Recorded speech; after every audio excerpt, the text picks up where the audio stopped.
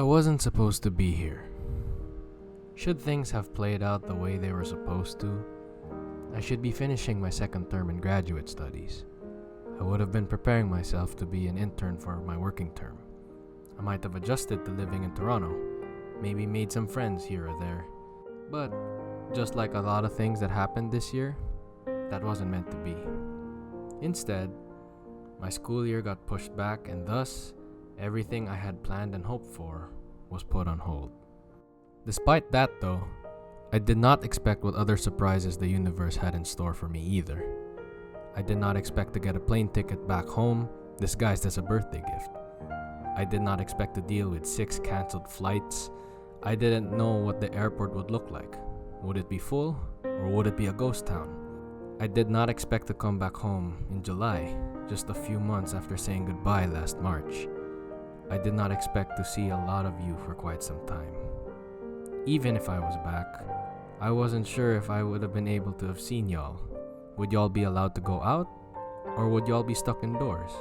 However, despite this really tough year and all the obstacles in the way of ruining this trip, we overcame them. Somehow, I was able to surprise and see a lot of you. Seeing your reactions to my surprise really brightened up my day. Whether it was in person or on Discord, surprising some of y'all really put a smile back on my face, since it had been missing for quite a while. I had forgotten the feeling of loneliness, and it brought me excitement. I felt jolted up to start planning hangouts again, even if they were just short.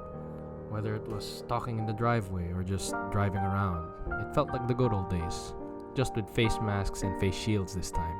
The hangouts were shorter, physical contact such as hugs and high fives were minimal, and the space between us was much wider. But despite that, it felt like everything to me.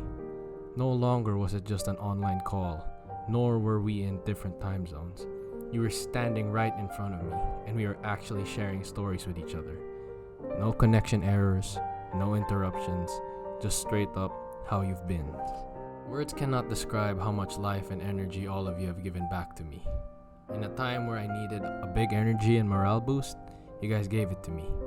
Never would I have expected such things to happen, especially in a time where we live with a virus that separates us from one another.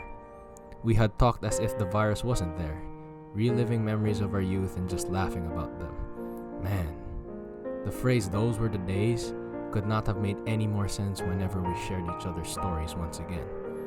Just being able to talk to a friend instead of a screen did so much for me, and it gave me the shock and the system to prepare for what happens next.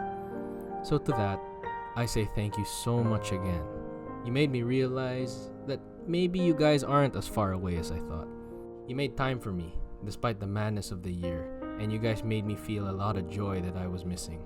I have to once again say goodbye, but with the amount of love all of you have given me, it gave me the motivation to make myself better.